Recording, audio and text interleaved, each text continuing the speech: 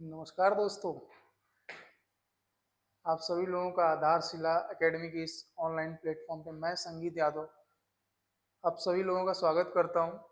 ठीक है दोस्तों, हमने पिछले जो क्लास थी, पिछली क्लास में हमने देखा था कि हम जो पूरा पाषाण काल और जो कि पाषाण काल से संबंधित जो जितने भी क्लासेस हमने पहले की हैं उससे संबंधित हम कुछ प्रश्नों को देखेंगे, कैसे प्रश्न आते हैं और किस प्रकार से प्रश्न आ सकते हैं।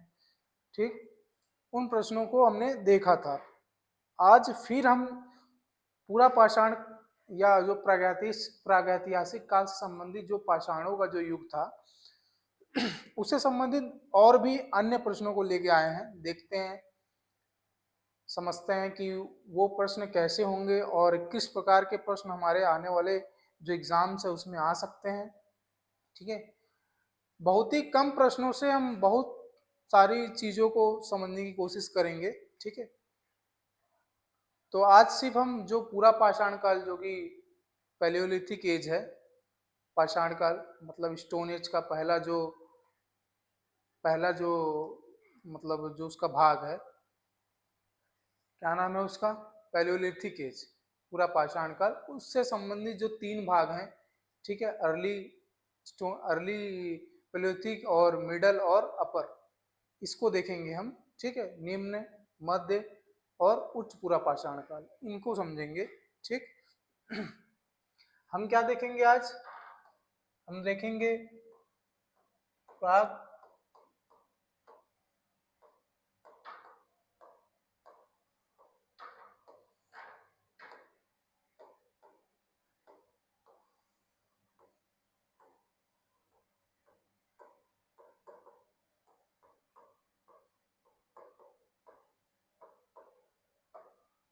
प्री हिस्टोरिक एज में।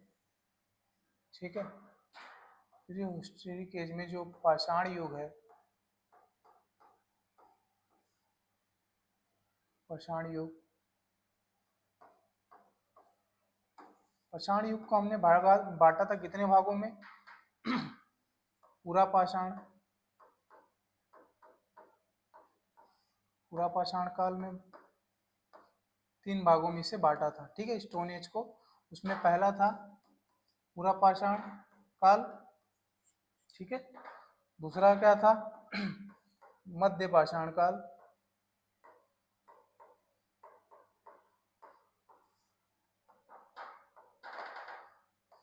और तीसरा था नव पाषाण काल।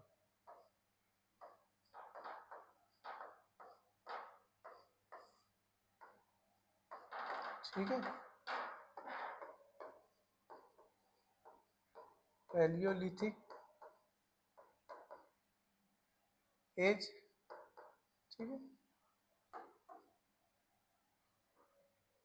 मेसोलिथिक,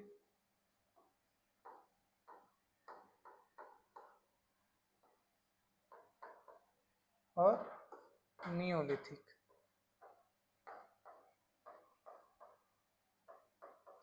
ये देखा था प्री हिस्टोरिक में हमने तीन भाग, जो कि प्री हिस्टोरिक एज में जो कि स्टोन एज आता है उसमें उसके भी टाइप हम तीन टाइप देखे थे, पूरा पाषाण, मध्य पाषाण और नव पाषाण काल। ठीक, तो हमने देखा था कि जो पाषाणों का समय है प्रारंभ से, स्टार्टिंग से, और वो स्टार्टिंग का समय था 3.5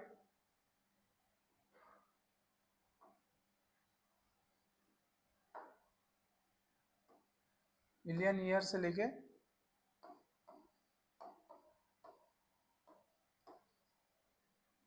10,000 BCE तक। ठीक है, और जिसमें कि पूरा पाषाण का जो समय था वो इंडिया में जो था। ठीक है, हमको विश्व का नहीं समझना है, जो हमें इंडिया में चीजें मिली हैं पूरा पाषाण काल से संबंधित उसको समझना है।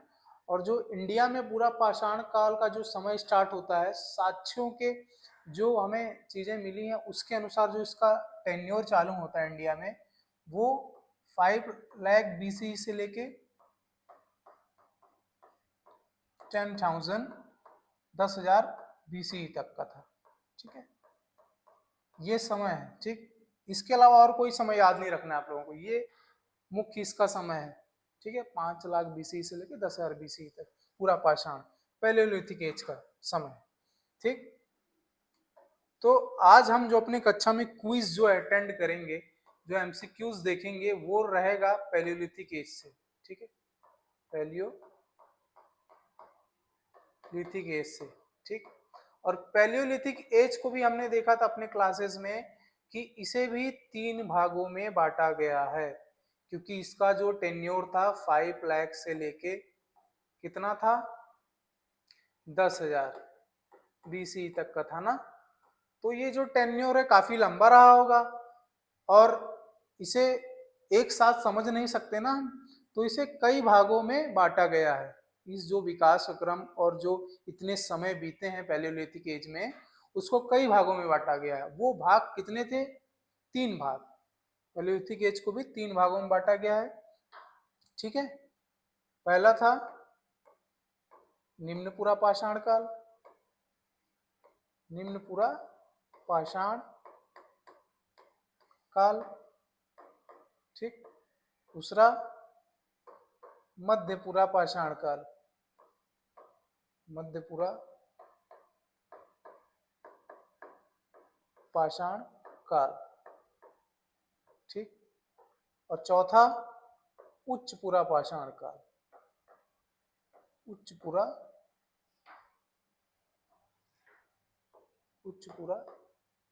पाषाण,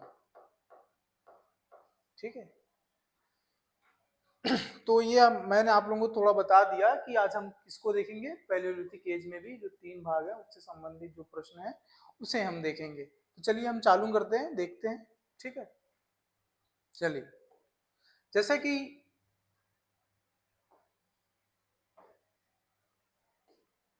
पहला प्रश्न है, ठीक है।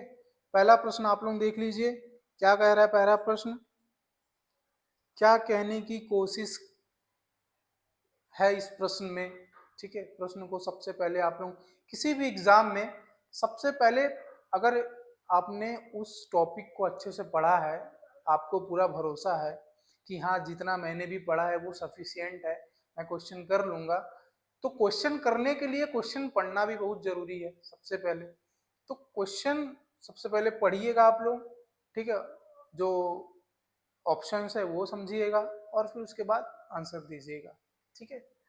से पहला क्वेश्चन है, पूरा पाषाण काल का समय भारत में कब से कब तक का माना जाता है।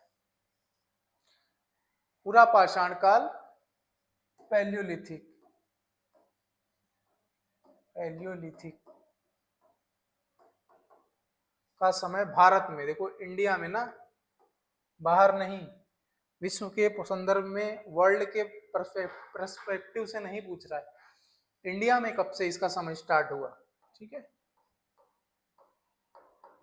कब से कब तक का माना जाता है पूरा पाषाण काल पैलियोलिथिक, ठीक है। तो कब से कब तक का माना जाता है बताइए आप लोग, बताइए।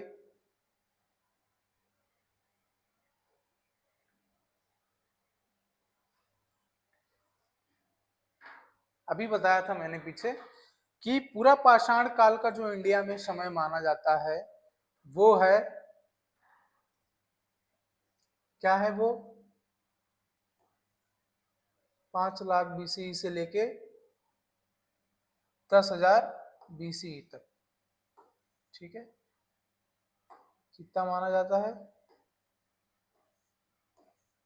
5 लाख बीसी से 10,000 बीसी तक, ठीक है। अब अगला, अगला क्वेश्चन पढ़िए आप लोग।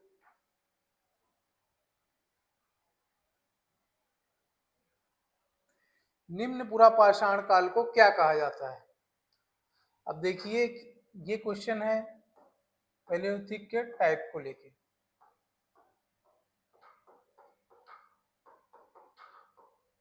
ठीक।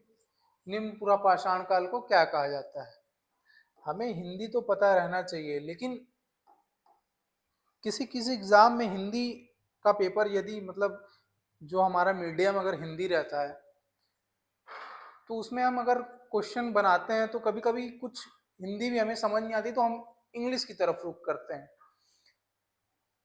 तो हमें इंग्लिश भी जानना जरूरी है, ठीक है, बहुत जरूरी है। तो निम्न पूरा पाषाण काल को क्या कहा जाता है, इंग्लिश में बताना है आप लोगों को, ठीक है। जैसे कि न्यू स्टोन एज कहा जाता है, या अर्ली स्टोन एज कहा जाता है, या मिडल कहा जाता है, या ब्रॉन्ज एज कहा जाता है, क्या कहा जाता है? तो निम्न पूरा पाषाण काल को क्या कहा जाता है? बताइए।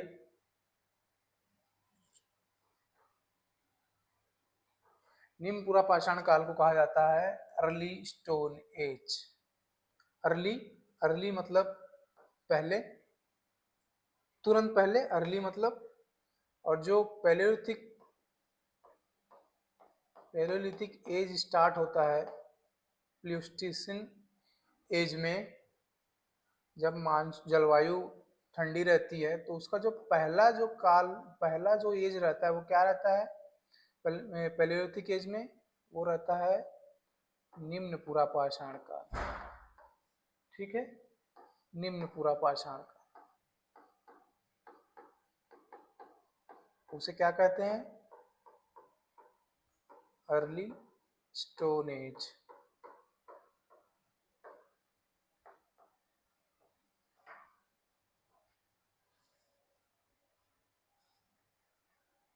ठीक है, चलिए अगला प्रश्न देखते हैं। अगला प्रश्न क्या कहता है कि निम्न पूरा पाषाण काल से संबंधित भारत में समय लगभग क्या था? बताइए आप लोग। निम्न पूरा पाषाण काल से संबंधित भारत में समय लगभग क्या था? उसका टेन्योर कितना था बताइए।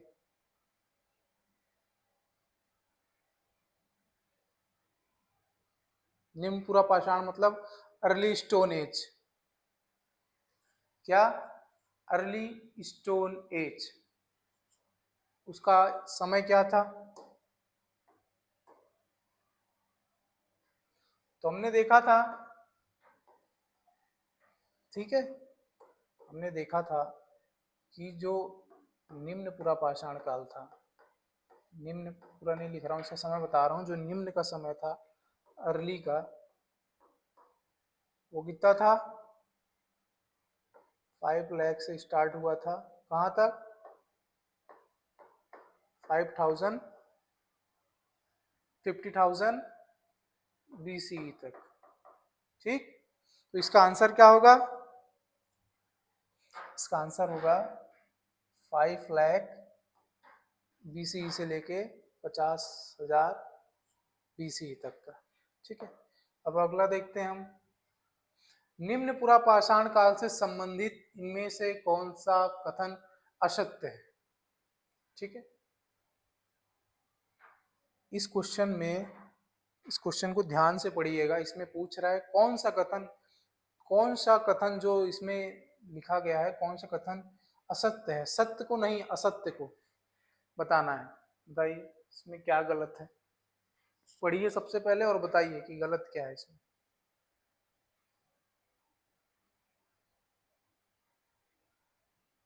क्या बोला है कि निम्न पूरा पाषाण काल से संबंधित इनमें से कौन सा कथन असत्य है? देखिए पढ़िए, पहला क्या है? भारत में इस काल से संबंधित 2 क्षेत्र दिखाई देते हैं। कौन कौन से क्षेत्र? सोन नदी घाटी क्षेत्र, याद कीजिए क्या हमने पढ़ा था निम्न पूरा पाषाण काल में? सोन घाटी नदी क्षेत्र। और दूसरा मद्रास क्षेत्र, ठीक। फिर दूसरा ऑप्शन क्या बोलता है? प्रमुख स्थल पलवरम भीमबेटका। तीसरा ऑप्शन क्या है निम्न पूरा पाषाण काल से संबंधित? कि इसे फलक संस्कृति कहा जाता है। कालक्रम क्या था? चौथा ऑप्शन है कि कालक्रम इसका 5 लाख BC से 50,000 BC तक। तो बताइए गलत क्या है इसमें?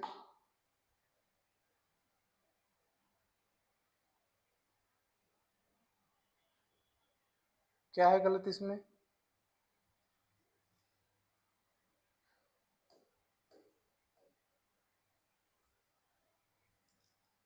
बताइए।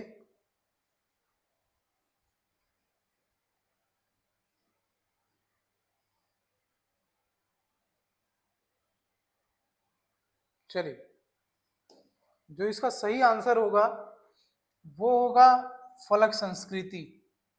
फलक संस्कृति, निम्न पूरा पाषाण काल में फलक संस्कृति नहीं थी। फलक संस्कृति मतलब जैसे हमने देखा था कि स्टोन एज में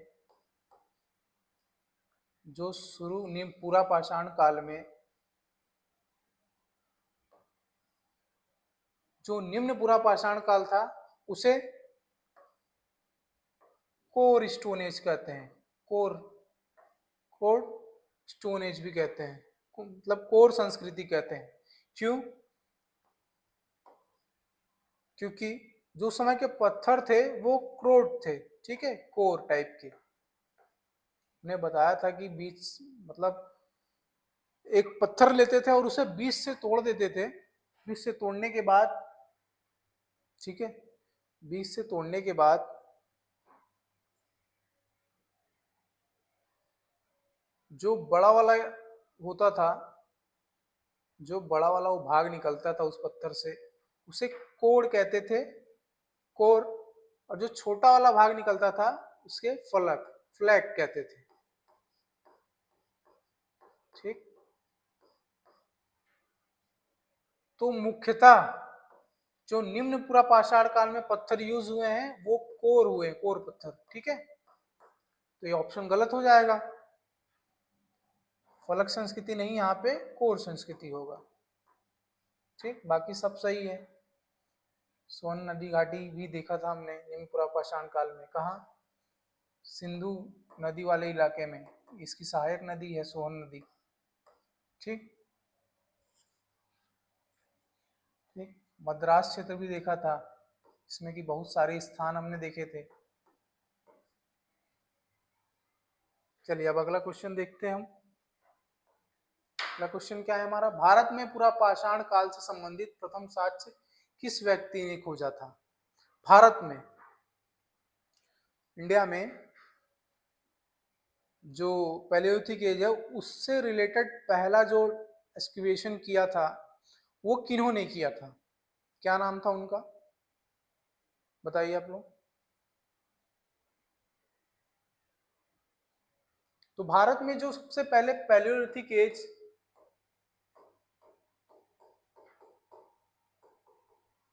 भारत में जो सबसे पहले पैलियोलिथिक एज से रिलेटेड सबसे पहले एक्सकवेशन जिन्होंने किया था उनका नाम क्या था? उनका नाम था रॉबर्ट ब्रॉसफूट। और कब किया था इन्होंने? 1863 में। 1863 में खोजा था। ठीक है, ठीक।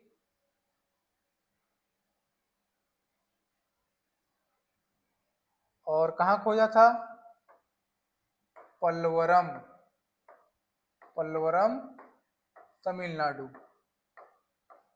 ठीक है, जिससे इन्हें father of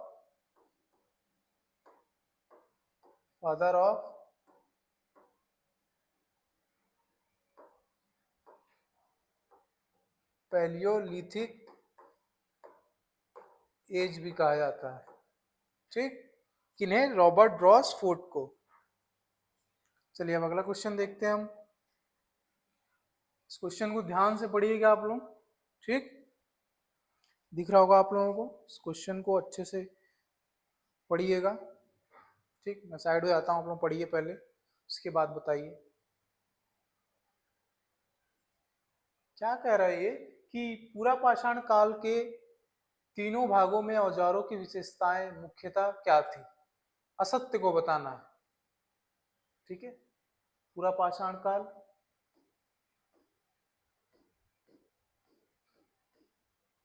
Palaeolithic as, as में जो मतलब जो औजार थे, जो टूल्स थे, उनका, उनकी विशेषता क्या थी टूल्स की? ठीक है, वो बताना है। पढ़िए आप लोग। जैसे पहला ऑप्शन है कि निम्न पूरा पाषाण काल में मुख्य रूप से क्वार्ट्जाइट पत्थर से बने खुरदुरे भारी और बड़े होते थे, जो औजार होते थे उस समय के। ठीक, कहा है क्वेश्चन में कि जो निम्न पूरा पाषाण काल में मुख्य रूप से क्वार्ट्जाइट पत्थर से बने खुरदुरे भारी और बड़े होते थे, जो पत्थर होते थे, जिन्हें कोर कोर औजार कहा जाता है। मैंने बताया था ना, जब मैं क्या बोलते हैं, निम्न पूरा पाषाण काल और अर्ली स्टोन एज जो मैंने बताया था, उस समय बताया था कि जो उस समय लोग थे उतने विकसित नहीं थे, तो जो पत्थरों का वो जो यूज करते थे, तो उसको कोई डिजाइन नहीं दिए थे, वो डिजाइन देना सीखे नहीं थे, डायरेक्ट जैसा था वैसा यूज करते थे, तोड़ते थे, और यदि ज्यादा बड़ा होता था तो तोड़ते थे, और जो खुरदुरा वाला इलाका होता था उसको यूज करते थे। ठीक है, मैंने बताया था, तो उसको कोड कहा जाता था। तो ये जो ऑप्शन है, और जो पत्थर होते थे क्वार्ट्जाइट से बने होते थे उस समय के पत्थर जो थे अर्ली स्टोन एज के, वो क्वार्ट्जाइट से बने थे। ठीक है, क्वार्ट्जाइट पत्थर होता है ना, क्वार्ट्जाइट चट्टान यार, क्वार्ट्जाइट जो होता है। ठीक है, क्वार्ट्जाइट मतलब रेतीली टाइप की, रेतीला खुरदुरा जो पत्थर होता है। ठीक है, जिसमें स्टोन और जिसमें चूना और जो रेत मिक्स रहता है, उसको क्वार्ट्जाइट बोलते हैं। ठीक है, और निम्न पूरा पाषाण काल में दूसरा ऑप्शन क्या है, प्रमुख औजारों में हाथ की कुल्हाड़ी, हैंडेक्स, ठीक है, खंडक, क्लेवर और चापड़, जिसे चॉपर भी कहते हैं, शामिल थे उस समय के पत्थरों में। ठीक है, क्या थे, हैंडेक्स, हैंडेक्स मतलब पत्थर को कुल्हाड़ी का आकार देना। ठीक है, क्लीवर, क्लीवर मैंने बताया था, और चॉपर। ठीक है, तो उस समय ये पत्थरों के प्रकार थे, ऐसे पत्थरों को डिजाइन देते थे और उन्हें ये नाम देते थे, हैंडेक्स, क्लीवर और चॉपर। तो हाँ, हमने पढ़ा था निम्न पूरा पाषाण काल में जो पत्थरों के आकार थे वो इन आकारों में थे, चॉपर टाइप के थे, क्लीवर थे और हैंडेक्स थे। तो ये भी सही है। दूसरा ऑप्शन है मध्य पूरा पाषाण काल में मुख्य रूप से फ्लैग फ्लैग तकनीक पर आधारित थे। तो मैंने पिछले प्रश्न में बताया था, जो एक भाग होता था कोर होता था, एक फ्लैग, और निम्न पूरा पाषाण मध्य पूरा पाषाण काल में फ्लैग औजार यूज करते थे। ठीक, जो पहले की तुलना में अधिक छोटे, नुकीले और विविध थे। ठीक है, हाँ, ठीक है, ये भी सही है। फिर दूसरा ऑप्शन है इस काल में मुख्य रूप से चर्ट, चर्ट मतलब जैस्पर, क्लीट, फ्लिट, अगेट और कैलसोडोनी, कैल्सोडोनी जैसे पत्थरों का उपयोग बढ़ा। चर्ट मतलब जो चमकीला पत्थर होता है, चमकीला ऐसा पत्थर। ठीक है, जैस्पर भी एक चमकीला पत्थर होता है, फ्लिंट, अगेंट और कैल्सेडोनी मतलब भी एक चमकीला ही पत्थर होता है। ये चमकीलों पत्थरों के जो उपयोग थे उस समय बड़े थे, तो ये भी ऑप्शन सही है। ठीक, अब उच्च पूरा पाषाण काल में क्या बोल रहा है कि इस काल में ब्लेड प्रकार के उपकरण थे। ठीक है, समय बीतता गया, लोग पत्थरों में भी निपुणता हासिल कर चुके थे। ठीक है, तो जो अपर स्टोन एज था उस समय, इस काल में भी ब्लेड प्रकार के उपकरण थे, तो ये भी सही है। ठीक है, औजारों जो पत्थर होते थे उसमें लोग जैसे जैसे समय बीतता गया उतना ही ज्यादा अपने पत्थरों को शार्प बनाते चले गए। ठीक है, तो जब उच्च पूरा पाषाण काल आया तो उस समय औजार औजार जो उनके टूल्स होते थे और ज्यादा शार्प ब्लेड की तरह होते होते होने लगे। ठीक है, तो उच्च पूरा पाषाण काल में जो औजार था वो ब्लेड प्रकार का था, ब्लेड प्रकार के उपकरण थे। पहली बार पत्थर के साथ साथ हड्डियों मैंने बताया था ना कि हड्डी का भी उपयोग बढ़ गया था उस समय, मतलब हड्डी का भी इस्तेमाल करने लगे थे लोग औजार बनाने के लिए। हाथी दांत और हिरण के सींगों का बड़े बड़े पैमाने पर उपयोग होने लगा था। ठीक।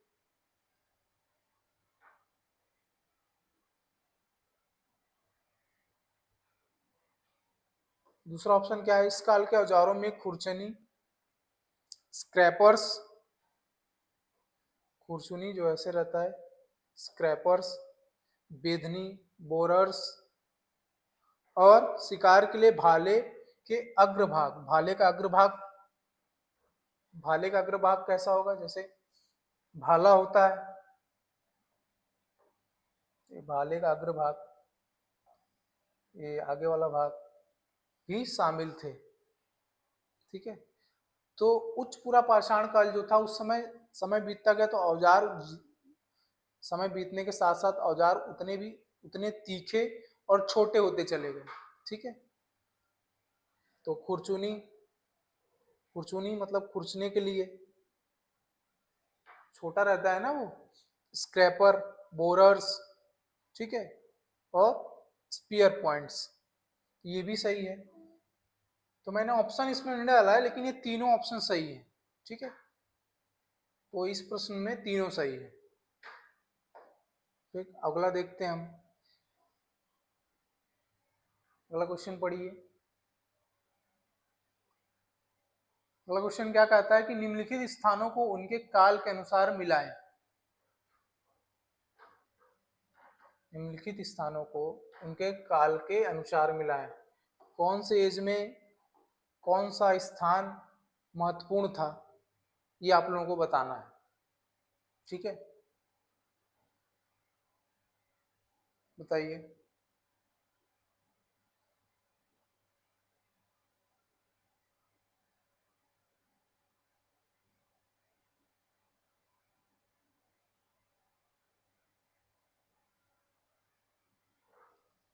तो नेवासा, नेवासा कहाँ देखा था हमने, महाराष्ट्र में।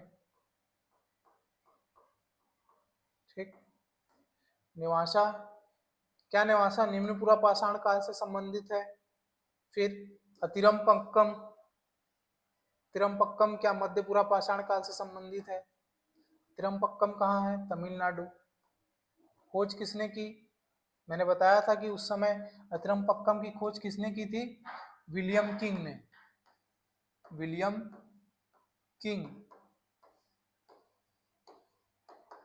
जो रॉबर्ट ब्रूस फूट थे उनके सहयोगी थे ये विलियम किंग। ठीक है। तिरमपक्कम क्या मध्यपुरा पाषाण काल से संबंधित है? फिर पटने, महाराष्ट्र, पटने महाराष्ट्र से शुतुरमुर्ग के अंडे के अवशेष मिले हैं। शुतुरमुर्ग के अंडे। ठीक। क्या पटने पूरा पाषाण काल से संबंधित है?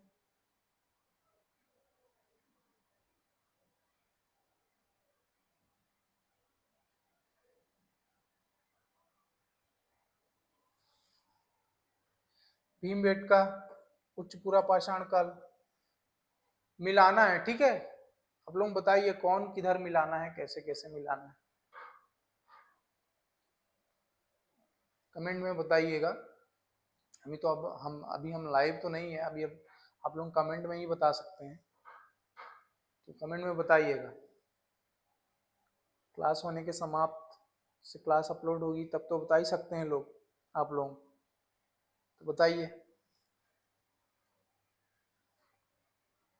तो नेवासा जो है वो मध्य पुरा पाषाण काल से संबंधित है। अतिरमपक्कम निम्न पुरा पाषाण काल से संबंधित है। ठीक है। अतिरमपक्कम जब हमने देखा था कि वहां जो पल्लवरम वाला स्थान था, ठीक, पल्लवरम जब खोजा था रॉबर्ट ब्रूस फूट ने, तो उसी के हैंडेक्स खोजा था ना यहाँ पे, रॉबर्ट ब्रूस फूट ने हैंडेक्स जब खोजा था, तो उन्हीं के साथी थे विलियम किंग। विलियम किंग,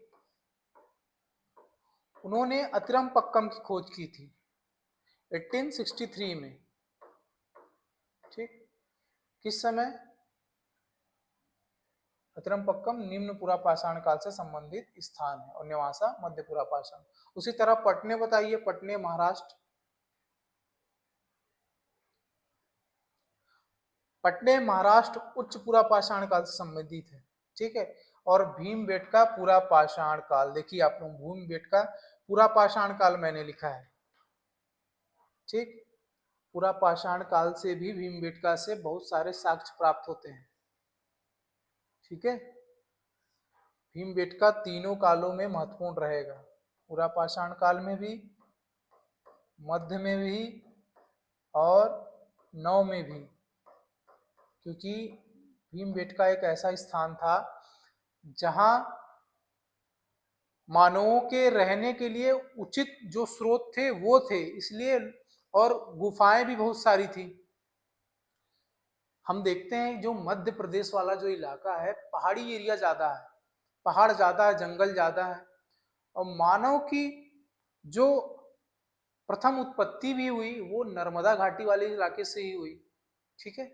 तो मध्य प्रदेश बहुत ही महत्वपूर्ण जगह है, एक आर्कियोलॉजिकल खोज के अनुसार, हम आर्कियोलॉजिकल रूप से देखें तो महत्वपूर्ण स्थान है मध्य प्रदेश, पूरा मध्य प्रदेश, ठीक है। उसमें भी भीमबेटका गुफाओं के संदर्भ में सबसे पुरानी गुफाएं भीमबेटका में प्राप्त होती है, तीनों कालों से संबंधित साक्ष्य प्राप्त होते हैं भीमबेटका से, ठीक है। अब अगला प्रश्न हम देखते हैं। अगला प्रश्न देखिए, आप लोग पढ़िए।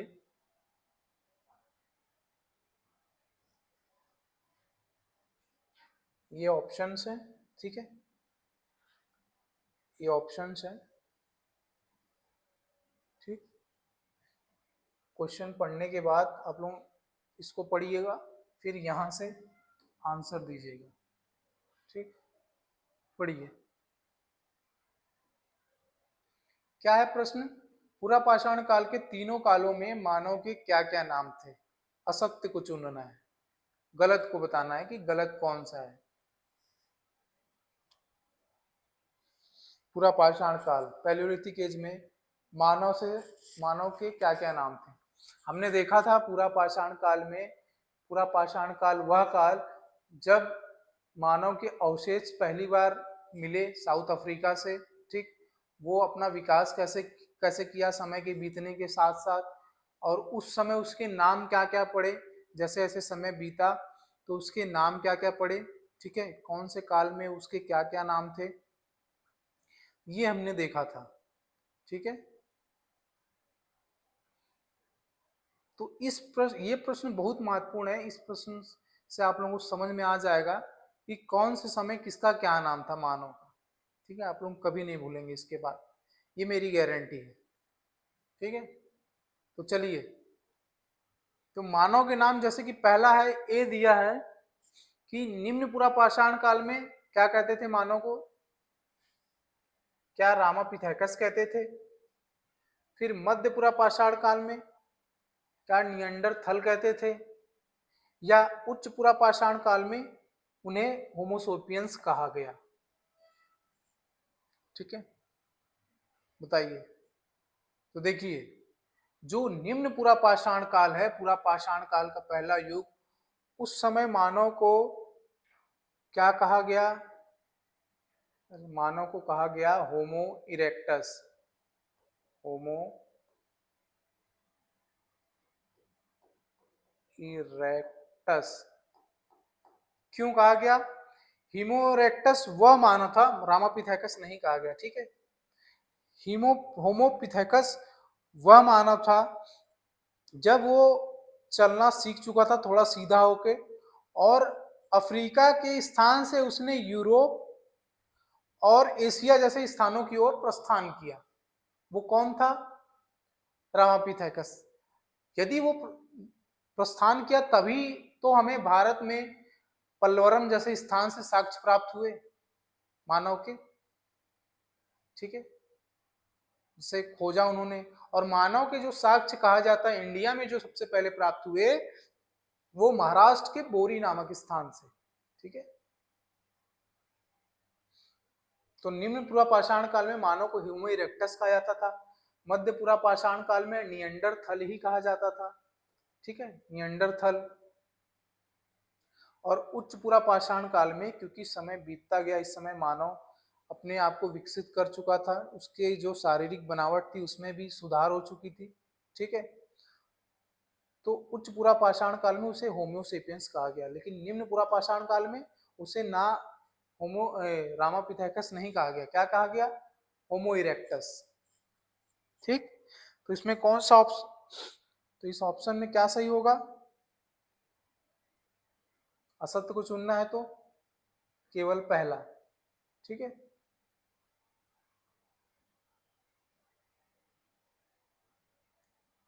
केवल पहला गलत होगा, ठीक। अब हम आगे देखते हैं। चलिए, तो हमने ये सब देखा, तो आज हम इतना ही देखते हैं। आगे हम इसी पैलियोलिथिक एज से ही रिलेटेड और भी क्वेश्चन देखेंगे, ठीक है। और कल हम देखेंगे इसके आगे का जो क्वेश्चन है, जैसे कि हम देखेंगे मीजोलिथिक, नियोलिथिक, उस समय कैसा समय था, जलवायु कैसी थी, लोग विकास कितना किए थे, क्या क्या नाम पड़ा उस समय उनका, और कौन कौन सी चीजें और कहाँ कहाँ से प्राप्त हुई, ये देखेंगे। तो आज का जो हमारा सेशन था वो खत्म हुआ, ठीक है, ठीक। खुद को ही गुड बोल देते हैं हम ठीक है। जो आज का सेशन था वो हमारा खत्म हुआ। कल हम आगे देखेंगे मिजोलिथिक और नियोलिथिक से रिलेटेड जो क्वेश्चन है उसको देखेंगे, ठीक है।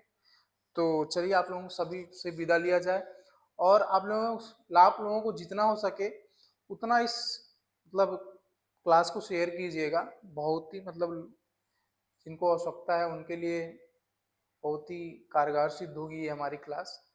तो जितना आप लोग शेयर करेंगे उतना और भी दूसरे लोगों की मदद होगी, ठीक है, उनको हेल्प होगी। यदि उनको हमारा कंटेंट या हमारा जो पढ़ाने का तरीका है पसंद आया, तो वो और भी आगे लोगों को बताएंगे, ठीक है, जिससे आप लोगों का ही फायदा होगा और हमारा भी होगा, ठीक है। तो जितना हो सके क्लास को लाइक कीजिए, ठीक, शेयर कीजिए, और साथ ही साथ सब्सक्राइब भी कीजिए, ठीक है। ठीक है, मिलते हैं अगली क्लास में, बाय।